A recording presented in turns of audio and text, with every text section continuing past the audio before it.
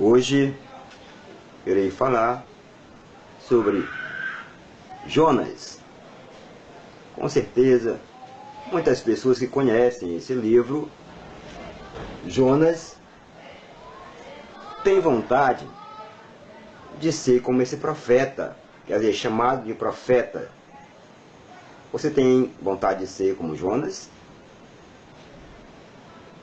Por quê? Porque diz no livro que Jonas foi chamado a ir a Nínive. No primeiro momento, ele foge. Depois ele volta atrás, anuncia e o que acontece? As pessoas se convertem. É por isso que as pessoas querem ser Jonas. Mas eu digo, eu não quero ser como Jonas. E vou explicar por quê. Pois bem, um pouco de Bíblia. Jonas é enviado por Deus, como falei, para ir a Nínive. Ele foge. Enviado, ele foge. Ele não quer. Aí nós temos que perguntar, por que que Jonas foge? Por que que ele não obedece a Deus? Uma ótima interrogação. Ele entra no navio e vai para Tarse. E acontece o que nós sabemos. Ele é jogado ao mar e é engolido por um peixe. Será verdade isso? Realmente aconteceu? Não. Não é verdade. Historicamente isso não aconteceu. Porque Jonas, na verdade, faz parte do gênero literário denominado novela. Mas não apenas novela, também é uma sátira, um midrash, uma parábola. Mas com objetivo. E pelo fato de não ter acontecido historicamente, não quer dizer que não seja a palavra de Deus. Não quer dizer que não tenha um ensinamento importante para as pessoas da época e também, é claro, para hoje. Então, como novela, realmente Jonas, sátira, parábola, midrash. Ora, para a gente bem entender o texto, temos que fazer isto. Aqui nós temos esse triângulo. Temos aqui o texto, pretexto, contexto. Sempre no estudo da palavra de Deus é imprescindível observar isto. O texto de Jonas, ele foi escrito provavelmente aqui, em torno de 400 anos de Cristo, pós-exílio. Ou seja, depois do exílio. Ciro, rei dos Medos e dos Persas, conquistou Babilônia e passou a reinar e permitiu que esse povo que estava lá exilado voltasse. Aqueles e aquelas que quisessem voltar para a sua terra, poderia. Mas não que ele seja bonzinho. Ele tinha uma intenção também, é claro.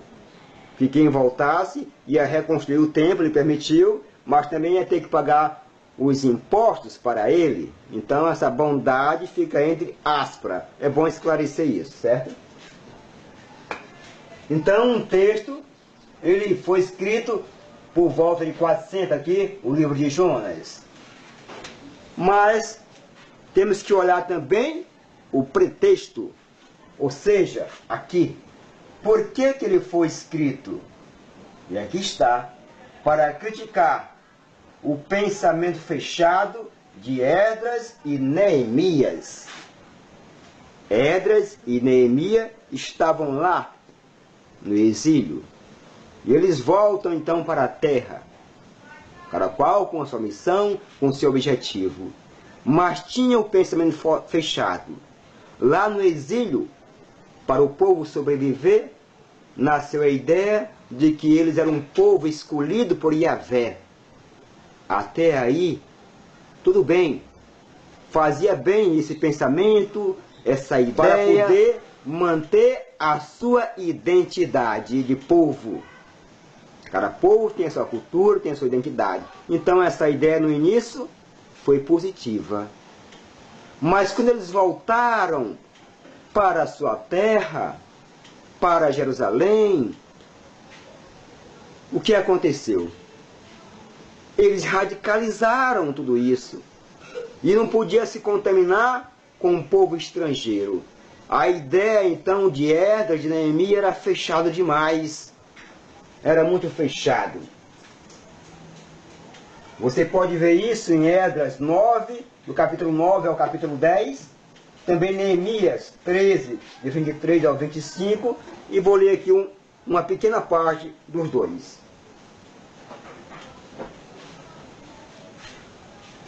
Esdras 9, no versículo 1 diz: Depois disso, os chefes me procuraram e disseram: O povo de Israel, os sacerdotes e os levitas cometeram a mesma abominação que a população local, formada de cananeus, heteus, fariseus, jebuseus, amonitas, moabitas, egípcios e amoreus.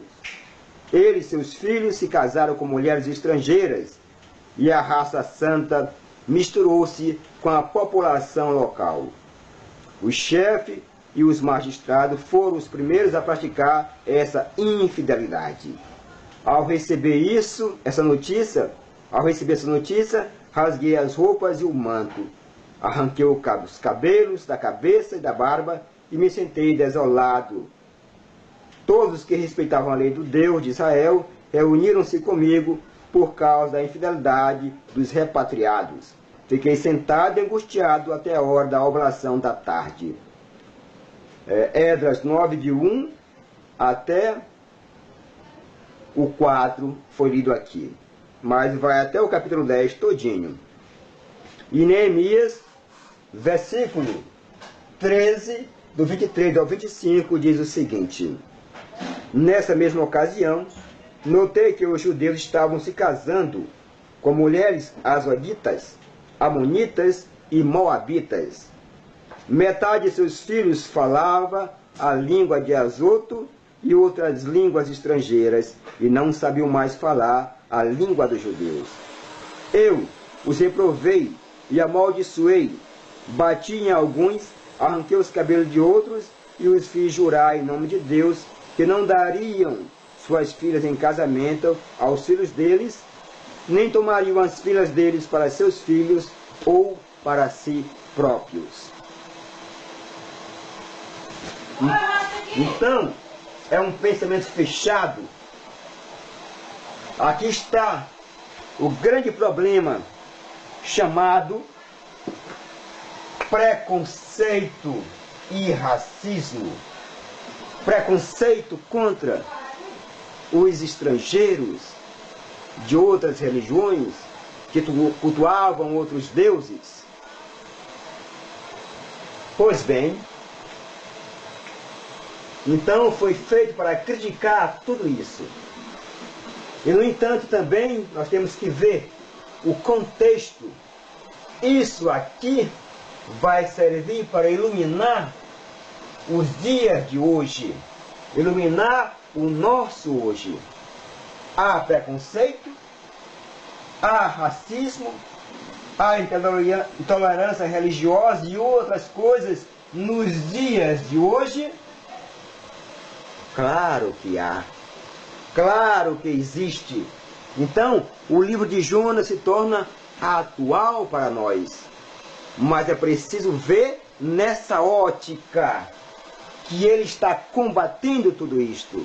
Ele não está apoiando, ele está indo contra esse pensamento fechado de intolerância religiosa, contra o racismo, contra o preconceito.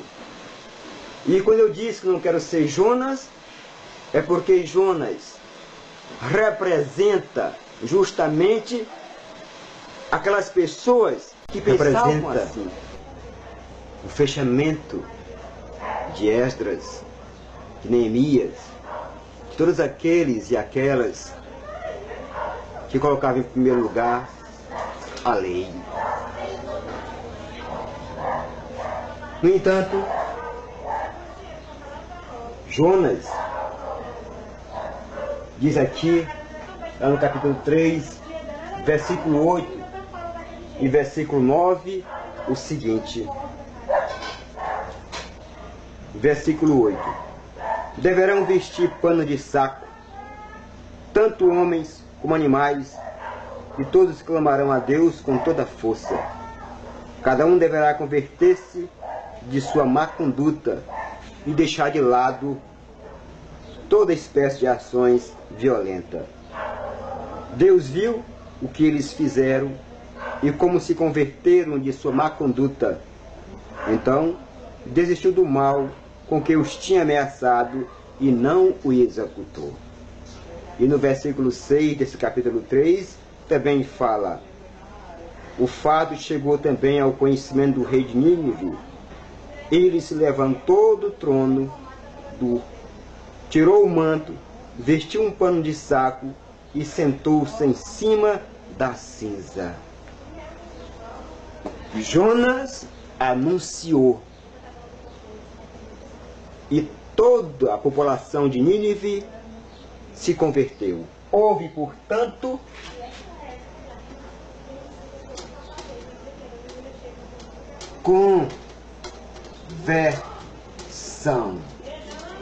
conversão. Isso não quer dizer que eles passaram a cultuar, a adorar Yahvé. O texto que se leu aqui não diz em momento algum que passaram a ser adoradores de Yahvé. Não.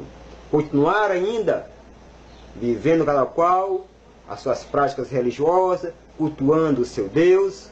Não mudaram de religião, mas mudaram de vida. E isso sim é conversão. Deus quer a conversão, a mudança de vida, pois Deus não tem religião. Mas aqueles, seja em qual for religião, que fizeram o bem, praticaram a justiça, deixar a maldade, as injustiças, isso sim está agradando a Deus. E interessante que fala no versículo 6 do capítulo 3 de Jonas, que o próprio rei se converteu. As estruturas precisam se converter. Aquelas estruturas opressoras que oprimiam os estrangeiros e que hoje em dia também oprimem as pessoas, oprimem os pobres, os índios, os homossexuais e tudo mais, a mulher que é discriminada, isso deve haver uma mudança de mentalidade, deve haver uma conversão. É isso que propõe o livro de Jonas. Por isso que eu falei bem aqui, que tudo isso, quando me refiro, é aqui o pretexto que deve vir para cá, para os dias de hoje, para nos atualizar e assim viver melhor a palavra de Deus. Obrigado.